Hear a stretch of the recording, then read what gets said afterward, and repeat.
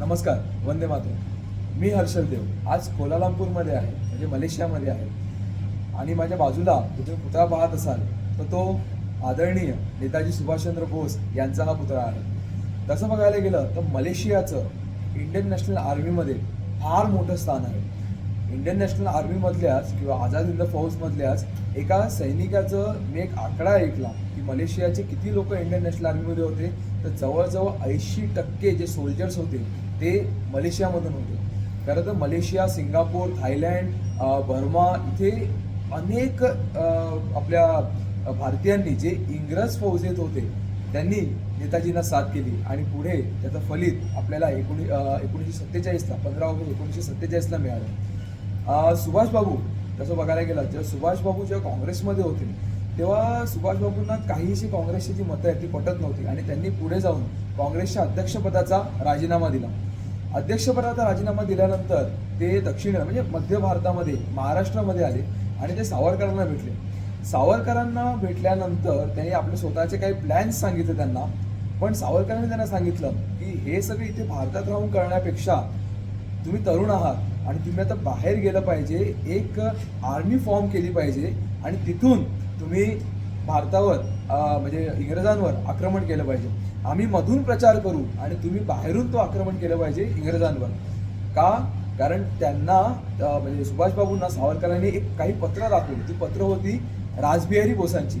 रासबिहारी बोस जे 1905 साली भारत सोडून जपानला गेले होते ते तिथून सावरकरांना पत्र लिहित होते आणि तो पत्रव्यवहार सावरकरांनी नेताजींना दाखवला आणि त्यानुसार नेताजी महाराष्ट्रातून थेट बंगालला गेले आणि इंग्रजांच्या हाती तुरी देऊन ते डायरेक्ट ते इकडे युरोपला गेले. युरोपमध्ये ते जर्मनीमध्ये त्यांनी ती हिटलरला भेटली, तिथली सैन्य रचना पाहिली आणि बरीचशी मदत त्यांच्याकडून सुद्धा हिटलरकडून किंवा रशियाकडून हे नेताजींना मिळाली. आणि नेताजी त्या इथून आपलं जर्मनीच्या कील या पोर्टवरून ते पूर्वेकडे आले. ते सबमरीनने आले. आता कीलवरून निघालेली सबमरीन मध्ये अनेक देश म्हणजे देशाचे बॉर्डर्स सामुद्रिक बॉर्डर्स हे क्रॉस करत करत इकडे इंग्रजांचं राज्य होतं असे बॉर्डर्स क्रॉस करत करत ते मलेशियाला आले. तोपर्यंत मलेशिया हे 1942 मध्ये जापनीज सैन्याने काबीज करून घेतलं होतं, स्वतःच्या अधिपत्याखाली आणलं होतं. त्यामुळे इकडे सगळी जापनीज सेना होती आणि नेताजींची सबमरीन आहे ती जापनीज सेनेने कलेक्ट केलं नेताजींना. ते पेनांगमध्ये जिकडे मी मागे काल होतो तिकडे एक होसुक्योको ग्राउंड आहे जिकडे इंडियन नॅशनल आर्मीचं एक हेडक्वार्टर्स होतं. खरं तर इथे आल्यानंतर नेताजींनी अनेकांना आवाहन केलं की मोठ्या प्रमाणात तुम्ही या सैन्यामध्ये सामील व्हा. ते पुढे सिंगापूरला गेले आणि सिंगापूरमध्ये त्यांनी म्हणजे रासबिहारी बोसांनी नेताजींच्या हस्ते इंडियन नॅशनल आर्मी किंवा इंडियन इंडिपेंडन्स लीग ही सुपूर्द केली, ज्याची पुढे भली मोठी अशी आझाद हिंद फौज झाली. ही अर्थात सुभाषबाबूंचीच पुण्य आहे. सुभाषबाबू एक डायनॅमिक स्पीकर होते. त्यांच्या बोलण्याने हजारो नाही लाखोंच्या संख्येने लोक या फौजेत सामील झाले. अक्षरशः मुलीसुद्धा मला सांगायला फार आनंद होतोय की जगातली पहिली वुमन बटालियन किंवा रेजिमेंट ही इंडियन रेजिमेंट आहे. First woman regiment in the world is a Indian woman regiment. So आणि ती सुभाषबाबूंनी करून दाखवली. राणी ऑफ झाशी रेजिमेंट याच्या मुख्य होत्या कॅप्टन लक्ष्मी, अर्थातच कॅप्टन लक्ष्मी. त्यामधल्याच कॅप्टन जानकी नहापन यांनी अक्षरशः आपल्या कानातले हिऱ्यांचे जे इयरिंग्स होते ते सुभाषबाबूंच्या स्वाधीन केले. अनेकांनी आपले जे पैसे होते, दागदागिने होते, महिलांनी तर अक्षरशः आपले दागदागिने काढून सुभाषबाबूंना दिले याच्यासाठी वापरा. आणि फक्त दागदागिने नाही तर आपलं आयुष्य या भारतासाठी दिलं. फक्त पहिल्या विश्वयुद्धातून जे सैनिक आपले पकडले गेले होते ते फक्त तेवढे सैनिक नाही तर इतरही जे लोक व्यवसायानिमित्त किंवा नोकरीनिमित्त किंवा म्हणजे ॲज अ डॉक्टर्स म्हणून सुद्धा जे या प्रदेशात आले, मलेशिया, सिंगापूर, थायलंड वगैरे, ते सुद्धा सुभाषबाबूंना जॉईन झाले. सावरकर तेव्हा आपल्याकडे भारतामध्ये सांगत आपल्या लोकांना की तुम्ही सैन्यामध्ये शिरा, कारण जे इंग्रज आम्ही बंदुका उचलल्या म्हणून आम्हाला तुरुंगात टाकलं तेच इंग्रज त्यांच्या फायद्यासाठी का होईना पण तुम्हाला बंदूक चालवायला शिकवता आहेत. तुम्हाला आधी बंदूक चालवायला शिका, तोफा उडवायला शिका, मग त्याची तोंड कोणाकडे करायची ती मागावून ठरवू. आणि हेच झालं जेव्हा सुभाषबाबूंचं सैन्य हे भारताकडे येत होतं, तेव्हा इंग्रज सैन्यामधले जे भारतीय होते ते सुभाषबाबूंकडे जाऊन मिळाले. आणि जॅपनीज लेखक जे ही ओहोसावा हे आपल्या two great Indians in Japan या पुस्तकामध्ये लिहितात की Savarkar's militarization policy in World War II began to shape. म्हणजे सावरकरांनी जे सांगितलं होतं की तुम्ही सैन्यात जाऊन मिळा आणि पुढे सुभाषबाबूंना जाऊन म्हणजे तिकडे सगळं शिका आणि पुढे त्याच्या नळ्या हे इंग्रजांकडेच वळवा, हे तसंच घडलं.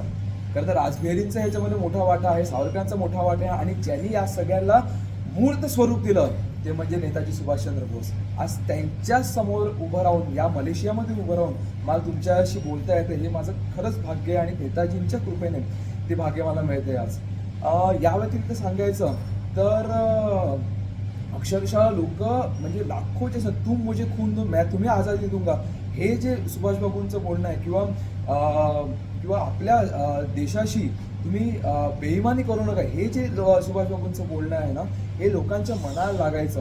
अक्षरशः सुभाषबाबू जेव्हा बर्मावरून पुढे आक्रमण करत करत म्हणजे 21 ऑक्टोबर 1943ला सुभाषबाबूंनी आझाद हिंद गव्हर्नमेंटची अनाऊन्समेंट केली आणि तेव्हाच त्यांनी युनायटेड स्टेट्स ऑफ अमेरिका आणि ब्रिटनच्या विरुद्ध युद्ध पुकारलं.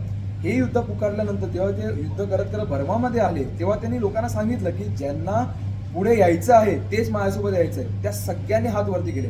थायलंडमध्ये एक मोठी नदी आहे, त्या नदीला पूर आला होता. ती पार करताना त्यांनी एक रोप लावली आणि त्या रोप धरून हे सगळे लोक ती नदी पार करत होते. आणि हे पार करत असताना नेताजींनी जे म्हटलंय ना, ते फार म्हणजे लिडिंग फ्रॉम द फ्रंट काय असतं ना, स्वतः एक उदाहरण म्हणून काय असतं ना, जसे शिवाजी महाराज होते, तसे इतर आपले राजे होते, आपले नेते होते, तसे त्यांचेच आदर्श सुभाषबाबूंकडे होता. सुभाषबाबू असे म्हणाले की माझा शेवटचा माणूस जोपर्यंत ही नदी क्रॉस करत नाही ना, तोपर्यंत मी करणार नाही. आणि Subhashbabu was the last one to cross that river. आणि तिकडे एकही कॅज्युअलिटी झाली नाही आहे, एकही नाही. इथे बातू केव्स म्हणून आहेत मलेशियामध्ये, त्या बातू केव्समध्ये आता मंदिरं वगैरे आहेत, ते ॲम्युनिशन्स ठेवण्यासाठी ते बातू केव्स अक्षरशः पूर्ण ॲम्युनिशन्सने भरले होते, युद्ध सामग्रीने भरले होते. म्हणजे मी मागच्या काही दिवसांपूर्वी म्हटलं होतं ना की मंदिरांचा वापर हा राष्ट्रोत्थानासाठी आणि राष्ट्राच्या संरक्षणासाठी केला जायचा, पण आज मंदिरांचा वापर केवळ आणि केवळ टॅक्स भरण्यासाठी केला जातो.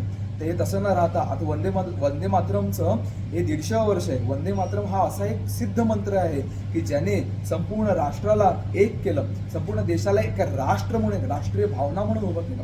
आणि त्यानिमित्तच आज सुभाषबाबूंच्या समोर ते संपूर्ण वंदे मातरम गायची, त्यांना वंदन करायची, या सर्व सैनिकांना वंदन करायची माझी इच्छा आहे. आणि ते तुमच्या साक्षीने आणि तुमच्या वतीने मी ते करतो. वंदे मातरम, वंदे मातरम, सुजलाम सुफलाम मलयज शीतलाम सस्य श्यामलाम मातरम वंदे मातरम. शुभ्रजोत्स्नां पुलकितयामिनीं फुल्लकुसुमितां द्रुमदलशोभिनीं सुहासिनीं सुमधुरभाषिणीं सुखदां वरदां मातरं वन्दे मातरम्. कोटि कोटि कंठ कल कल निनाद कराले, कोटि कोटि भुजैर धृत कर करवाले. अबला के नो माय तो भले बहुबल धारिणीं नमामि तारिणीं रिपुदल वारिणीं मातरं वन्दे मातरम्. तुम्ही विद्या तुम्ही धर्म तुम्ही हृदि तुम्ही मर्म त्वं हि प्राणा शरीरे बाहुते तुम्ही मा शक्ती हृदये तुम्ही मा भक्ती. तोमारे प्रतिमा गणी मंदिरे मंदिरे वंदे मातरम्.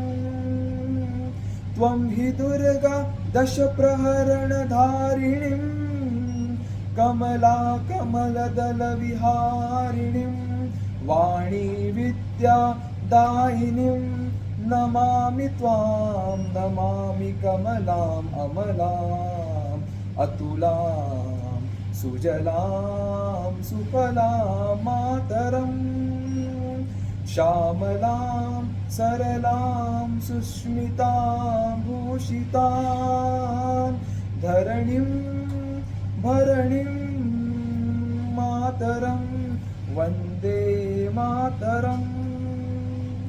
आज सुभाषबाबूंना इकडे वंदन करतो आणि उद्या किंवा 2 दिवसांनी आपण सिंगापूरला एका महत्त्वाच्या ठिकाणी सुभाषबाबूंशी रिलेटेड लवकर भेटू. धन्यवाद. जय हिंद. वंदे मातरम.